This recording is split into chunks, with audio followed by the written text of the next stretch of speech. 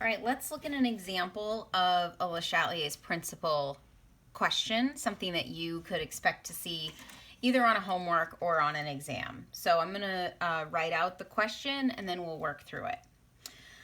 So let's say dinitrogen tetraoxide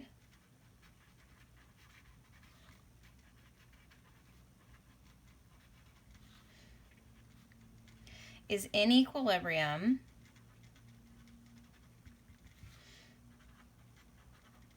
with nitrogen dioxide.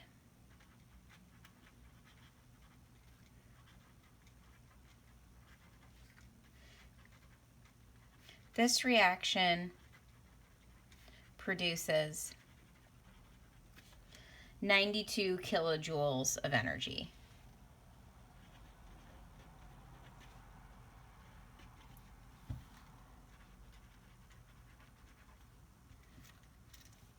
Explain how the equilibrium will shift in response to the following stresses.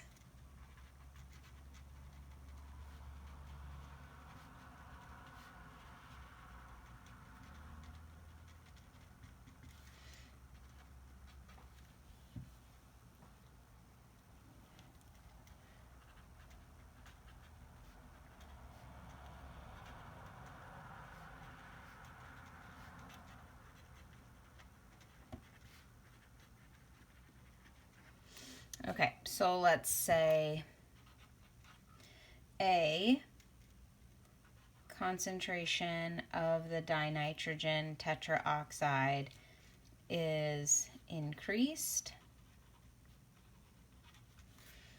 B, volume of container is decreased.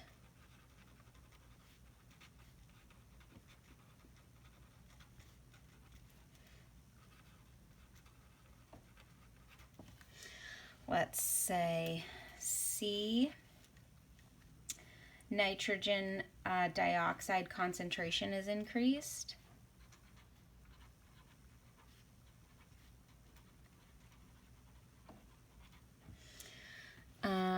D, let's say pressure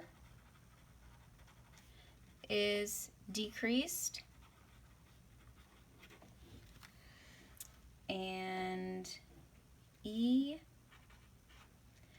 temperature is increased.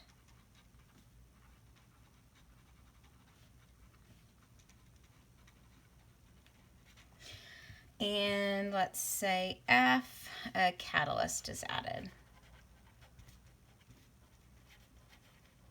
Okay, so this is the type of question that you can expect to see on an exam or in a SmartWorks homework assignment. So you're given a word problem and you are going to determine which way this equilibrium is going to shift to reestablish equilibrium after any of these stresses are added. So these are like 6 separate problems. First thing we need to do is we need to write the chemical equation. So we have dinitrogen tetraoxide. So nitrogen and oxygen are both nonmetals. So the way that we write the formula of a compound containing nonmetals is that we use prefixes to tell us how many of each element there are in that compound. So di is 2, tetra is 4. So dinitrogen tetraoxide is N2O4. This is a gas. I would tell you that in the problem. These are all gases that we're talking about with Le Chatelier's principle and equilibrium. It's in equilibrium with, which means it's important that you show this double-sided arrow, nitrogen dioxide. Again, nitrogen and oxygen, both nonmetals. We use prefixes to tell us how many there are.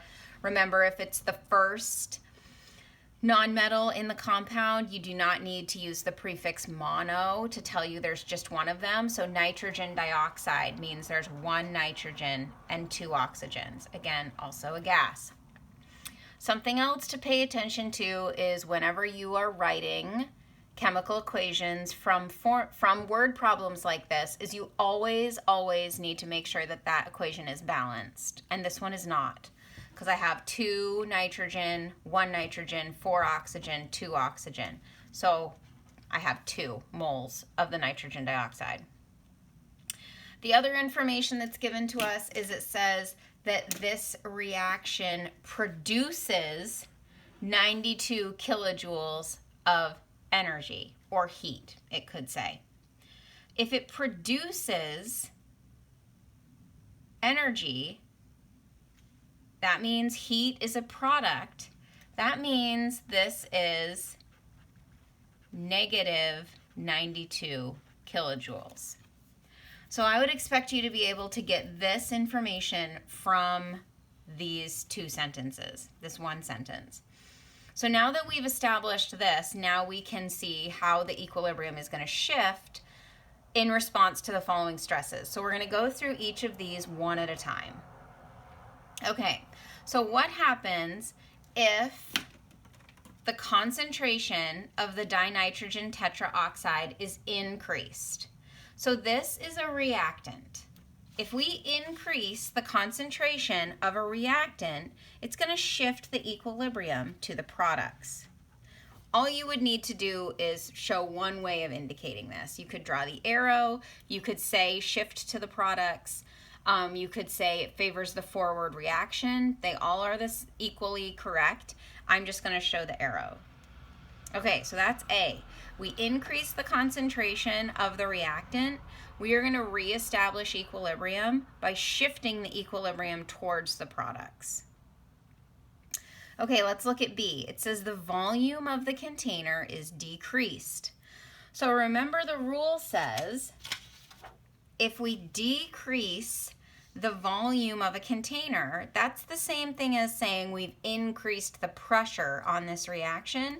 If we increase the pressure, the equilibrium is going to shift to favor the side of the reaction that has the fewest number of moles of gas. So the reactant side has 1 mole of gas. The product side has 2 moles of gas. That means if the volume of the container is decreased, the way that we will reestablish equilibrium is by shifting the equilibrium towards the reactants. So let's look at C.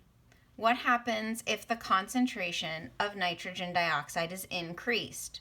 So if we increase the concentration of the products, the way this reaction will reestablish equilibrium is to shift the equilibrium back to the reactants. D, what happens if the pressure is decreased? So pressure, remember, decreasing the pressure is the same thing as saying we've increased the size of the volume of the container that this reaction is happening in. Decreasing the pressure, increasing the volume, means that this reaction will shift to the side of the arrow that has the highest number of moles of gas. So that means it's going to shift to the products because the products have more moles of gas. Remember, pressure and volume, this only is in response to the number of moles of gas. So if you had solids or liquids over here or aqueous solutions, you would not include that when you're looking at the number of moles of gas to predict which way the equilibrium is going to shift. Okay, so now let's look at this last one. Temperature is definitely the trickiest of these stresses because it can be either. It can either be a reactant or a product. So let's see what this means. Temperature is increased. So the first thing we're going to do is we're going to determine, is temperature a reactant or a product? Well, it says right in the question, it produces 92 kilojoules of energy. Produces 92 kilojoules of energy means that this is negative. This is exothermic. If it's exothermic, then that means this heat is a product. Once you decide, based on the information, which side of the arrow heat is on, so this would essentially be like writing it like this.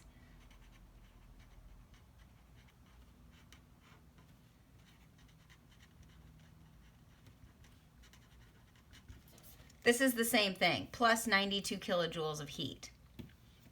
So now you can just think of this like you're changing the concentration. If the temperature is increased, that's like you're increasing the concentration of heat.